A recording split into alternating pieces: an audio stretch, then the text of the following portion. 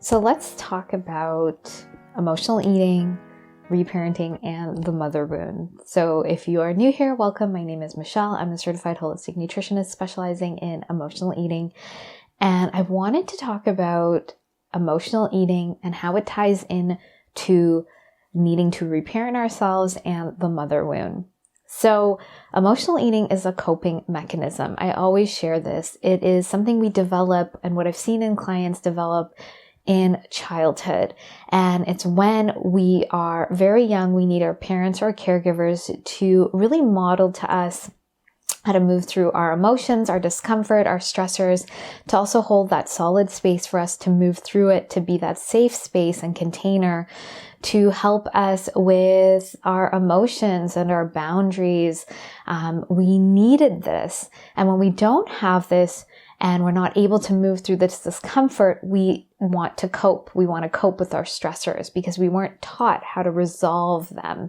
And so this is where we develop coping mechanisms like emotional eating. We sort of distract or numb out from that internal pain. And so I wanted to share that this happens when we're very young. And even though it doesn't look like we're sitting around eating all of this food, all of these chips, the seed is planted at this younger age. And I always joke around with clients that when I work with them in the emotional eating evolution program, it's like they are learning to reparent themselves in all of these levels. Because if we came from homes that were healthy in terms of emotional processing, in terms of relationship to food and our body, and they didn't put their self-worth into how we looked, and we had that deeper connection, we wouldn't be where we are today. And through the healing process of this pattern, this coping mechanism, we come back to that place. And we come back to that healthy relationship to food, our body, and our emotions. Things that we weren't modeled. So what I find with a lot of my clients that are emotional eaters, they don't have a healthy relationship with food because food has always been the enemy. It's been something to control. It's been something keeping them away from the body they want or from feeling in control. It's been this addictive tendency where you don't feel like you have sovereignty or autonomy around it. Their body has been an enemy. So constantly in these shame spirals, they're constantly trying to create a body that is acceptable, not just because they might have emotionally eaten themselves into a certain place with their body, but because if I only had that specific body, and then finally I'd be accepted and loved. And then of course with our emotions not taught to move through them, to be with them, this creates this inner void and hole because we think something's wrong with us and we're living in this pain because we don't know how to process and integrate these emotions.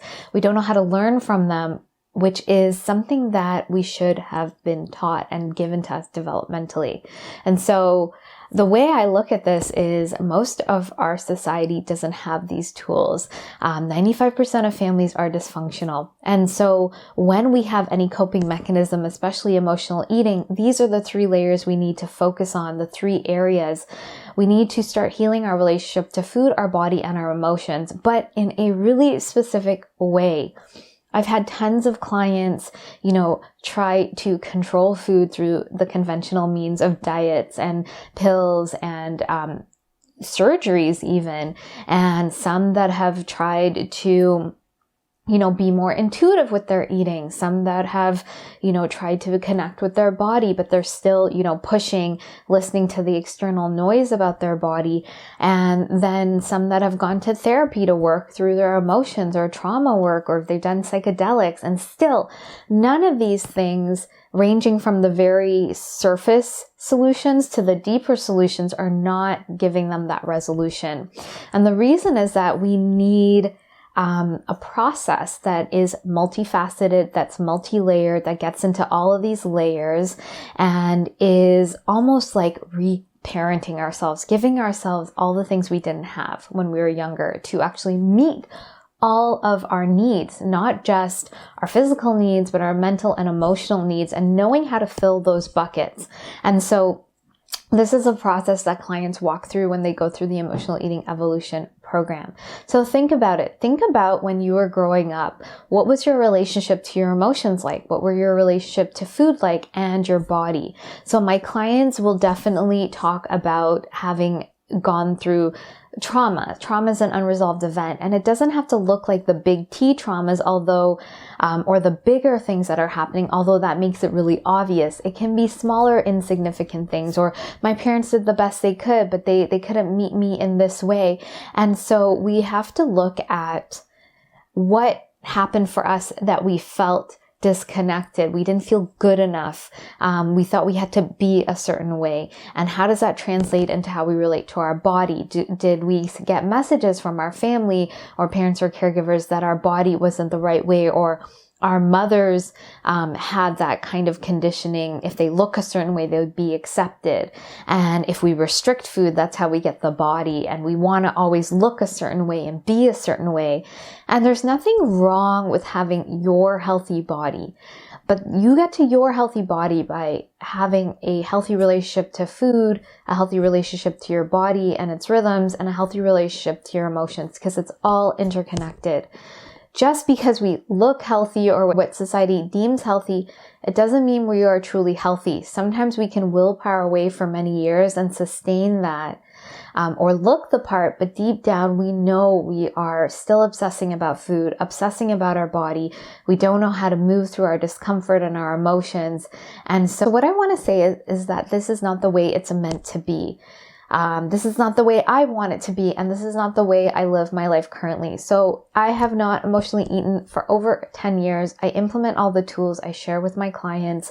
My relationship to food, I thought I would never stop obsessing about food. I thought I would never stop obsessing about my body, and I didn't know how to move through my emotions. I thought something was wrong with me. And to have all of those pieces fall into place because of the tools and the strategies and the sort of experiences I've had that I teach to clients is really profound, because I see them doing this in a lot less time than I did. And so we really need to focus on the deeper work. We need to really focus on 3 main areas so that we can heal this pattern and reparent ourselves and heal sort of that mother wound. So this all connects back, especially for me, around my parents and sort of the things I missed out on and I didn't have, that weren't modeled to me, that I needed modeled to me by usually, for me, my mother, but with my clients, I see the same pattern with them too. It's from their mother and this relationship with them. And maybe that's why they're attracted to me and my work. So around food becomes this sort of crutch we lean on as a coping mechanism, because food is very connected to our mother, to love. And we make that association at a very young age, but we never truly learn how to nourish ourselves. So food becomes this tool we use to hide and numb out our emotions. We need to shift to a nurturing and nourishing relationship to food, where we can discern when we're using it to numb out and cope, and whether we're truly nourishing our body. And our body will start speaking to us as we clear the deeper roots of this pattern. With our body, we need to start looking at, where do we shame ourselves or think if we only looked a certain way? What's that deeper belief around our body? 95% of people that go to the gym, it's because they don't like themselves and like their bodies and they want to change it, versus they want to create more health and well-being in their body, or maybe strengthen themselves. And so we have to really look at, what do we think about our body? Do we think it should look a certain way? Do we have that deeper acceptance? Can we cultivate that deeper acceptance and appreciation and understanding of our body and its rhythms, and sink into what is truly, what is truly our relationship to our body on this deeper level? And with our emotions, can we start seeing how we've been coping with food, and what's the deeper layer? What is food sort of numbing us out from? What are we going to food towards in order to feel better or to distract? And how can we start going deeper into the emotions, start accepting ourselves, accepting our emotions, processing and integrating at a deeper body level, start learning from our emotions, because that's why we have them. They're giving us information about our life. And how do we take that information and make choices in our life? How do we use that information of processing so that we're shifting our nervous system from fight or flight to calm? And the thing is, when we have these dysfunctional relationships to food, our body, and our emotions, which happens when we have this emotional eating pattern, our nervous system is in fight or flight. And that means physiologically, we're not going to feel at ease. We're going to have digestive issues. We're going to have more inflammation.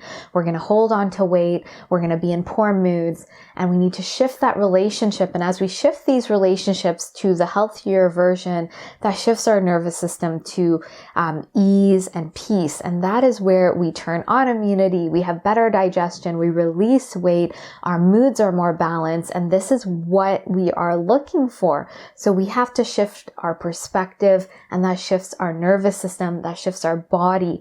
And so we start feeling what we've been sort of searching for, but on a deeper level that's authentic to us, that's connected to us.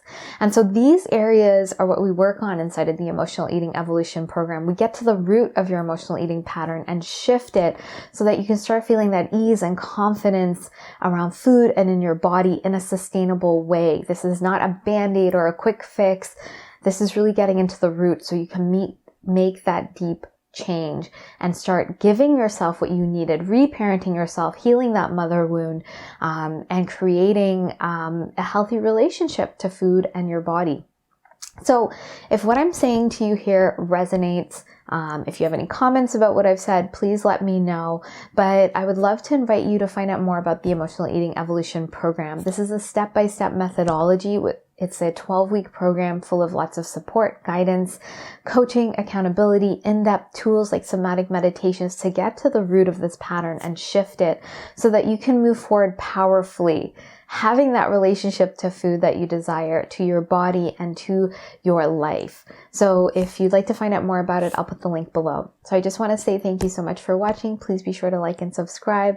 I look forward to sharing more with you, and I hope you have a great day.